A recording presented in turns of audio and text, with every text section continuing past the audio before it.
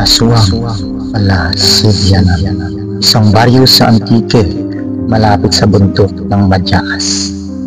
Nang lumipat si Liza sa bahay ng kanyang biyanan, matapos ang kasal nila ni Marco, napansin niyang may kakaibang kilos ito, tahimik, laging gising tuwing hating gabi, at may mga alagang hayop na tila takot sa kanya. Unti-unting nadiskubre ni Liza ang madilim na lihim ng pamilya ng asawa niya. Ang kanyang biyanan ay hindi basta matanda, isa siyang aswang na matagal nang nagkukubli sa katahimikan ng baryo. Sa unang gabi pa lang, may narinig na si Liza na kaluskos sa bubong. Akala niya pusa lang, pero nang sumilip siya sa bintana, nakita niyang nakatayo sa ilalim ng buwan ang kanyang biyanan. Nakatingala, nakangiti at may dugo sa labi. Habang tumatagal, napansin ni Liza na unting-unting naghihina ang kanyang katawan.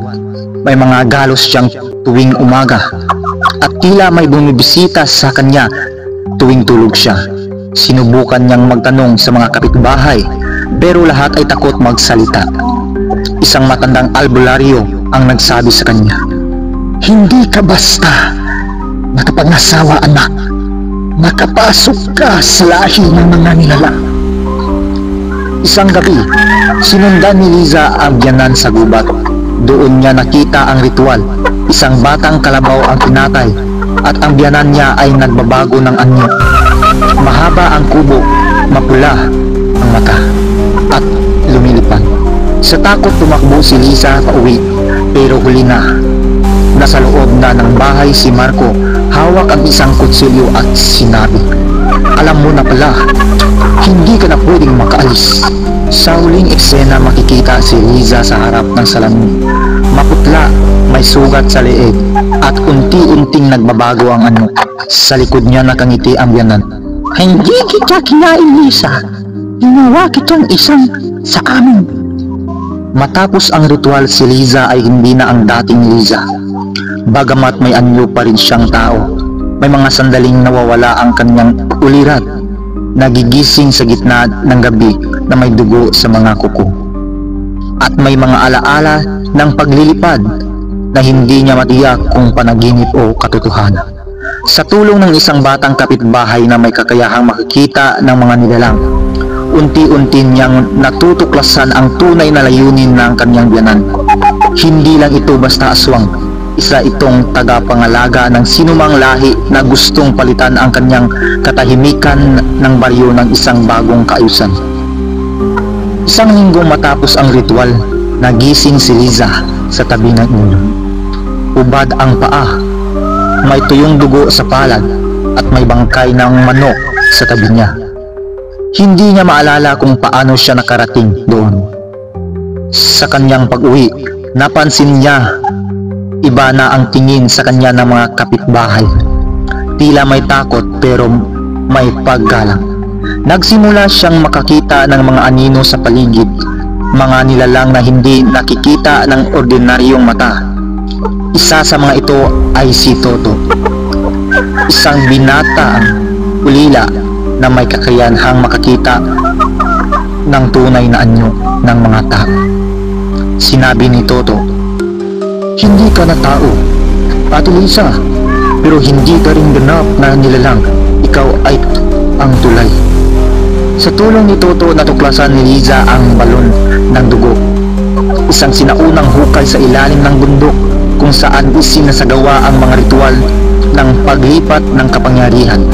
Dito niya nalaman na may plano ang kanyang biyanan, gawing sentro ng bagong lahi ang baryo. Gamit si Liza bilang tagapagdala ng lahi sa mga susunod na henerasyon. Sa gabi ng itim na buwan, pinilit ni Liza na sirain ang balon. Pero sa gitna ng ritual, lumitaw si Marco. Hindi na siya tao kundi isang nilalang na mas malakas pa sa kanyang ina. "Hindi mo na kami matatakasan, Liza. Ikaw ang susi."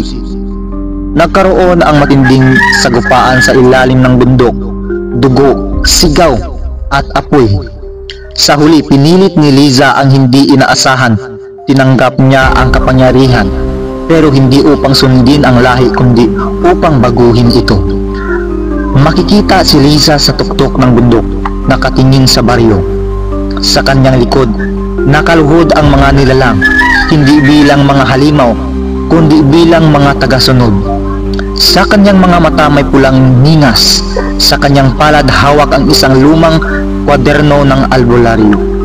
Bulong niya, Kung ako ang tulay, ako rin ang magtatakda ng daan. isang baryo sa ilalim ng bundok ng Madyaas, ngayon ay tinatawag na baryo ng mga anin. Matapos tanggapin ang kapangyarihan, si Liza ay naging pinuno ng mga nilalang sa baryo. Ngunit habang lumalalim ang kanyang koneksyon sa lahi, nagsisimula siyang makaramdam ng pagkalito. Totoo pa ba ang kanyang damdamin o bahagi lang siya ng isang sinaunang sumpa? Sa kanyang paghahanap ng sagot, natuklasan niya ang isang lihim na maaaring magpabago sa lahat. May paraan upang ibalik ang pagkatao, pero kapalit isang sakripisyo na kailangan gawin sa ilalim ng itim na tubig. Sa bagong baryo, si Liza ay tinatawag na diwata ng dugo. May mga dumadayo upang humingi ng tulong at may mga nawawala tuwing kabilugan ng buwan. Sa bawat gabi, naririnig niya ang tinig ng kanyang ina, isang alaala ng kanyang dating buhay. Anak, hindi ka nilikha para sa dilim.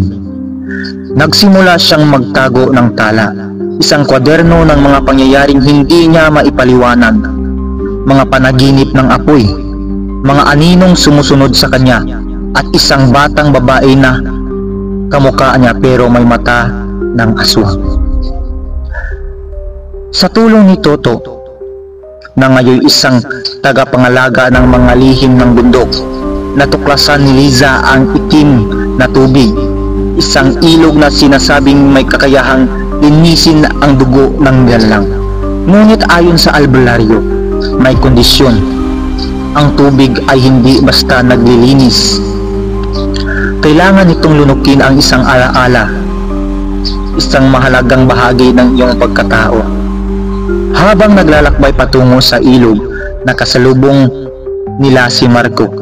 Hindi na halimaw, kundi isang nilalang na walang damdamin. Sinabi niya, kung lilinisin mo ang dugo mo, mawawala ang lahat, pati ang alaala ng pagmamahal, ng takot, ng pagiging tao. Sa harap ng itim na tubig, pinili ni Liza ang sakripisyo, ang alaala ng kanyang ina. Sa ritual, isinulat niya ang huling mensahe sa kwaderno. Ina, patawad. Hindi ko na maalaala ang iyong tinig, pero dala ko ang iyong lakas. Sa pagtalon niya sa tubig, nagliliyab ang paligid. Ang mga nilalang ay nagsimulang magbago. Ang ilan ay naging tao muli. Ang iba ay naglaho sa hangin. Si Marco ay sumigaw, pero hindi siya makalapit. Si Toto ay lumuhod, hawak ang kwaderno. Makikita si Liza sa isang bagong baryo. Payapa, tahimik at puno ng mga taong may kakaibang ningning sa mata. Hindi na siya tinatawag na diwata, kundi Liza lang. Sa huling eksena, binubuksan ni Toto ang kwaderno. Walang laman, maliban sa isang pahina. Ang tunay na halimaw ay ang takot. Ang tunay na kapangyarihan ay ang pagpili.